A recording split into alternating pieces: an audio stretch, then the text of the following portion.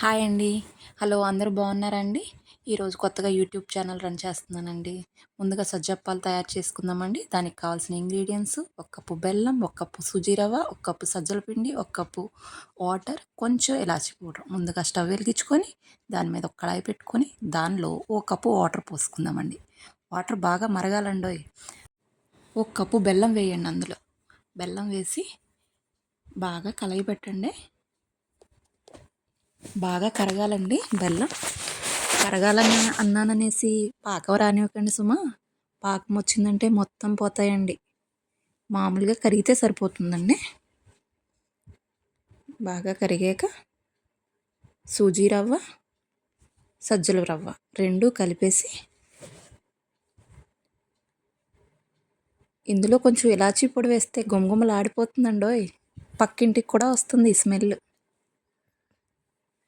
ఇప్పుడు ఆ సూజీ రవ్వ అందులో వేసి మెల్లగా కలిగి తిప్పాలండి. ఏదన్నా క్లాత్తో పట్టుకొని తిప్పితే కదలకుండా ఉంటుందండి కళాయి. లేకపోతే గిరగిరా తిరిగిపోతుందండి. అది చేతుల మీద పడిపోగలదు. ఇదంతా అయిపోయాక కొంచెం చల్లారనివ్వండి.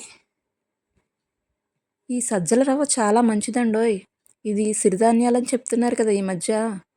అవి పిల్లలు డైరెక్ట్గా పెడితే తినరు కదండి. పిల్లలకి ఎంతసేపటికి అన్నీ కావాలి.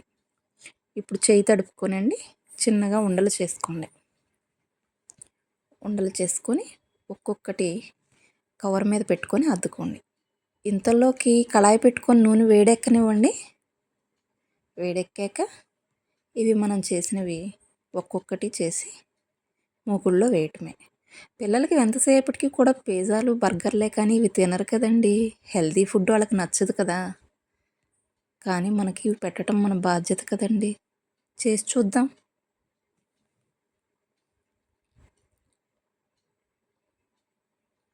కళాయిలో ఒక్కొక్కటి వేసుకుందామండి. ఇవి మంచి గోల్డెన్ బ్రౌన్ కలర్లోకి రావాలి. ఫస్ట్ టైం చేస్తున్నాను కదండి వీడియో. తప్పులు ఉంటే క్షమించండి.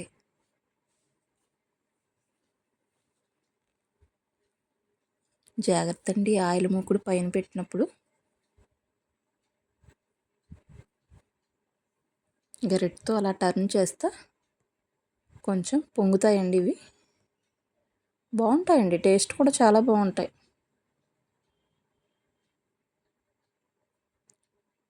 ఇప్పుడు ఒక బౌల్లోకి సర్వ్ చేసుకోవాలండి.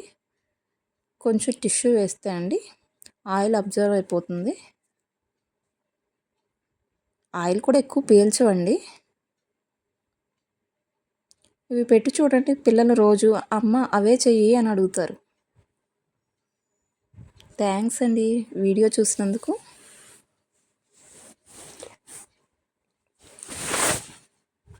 Please like, share and subscribe.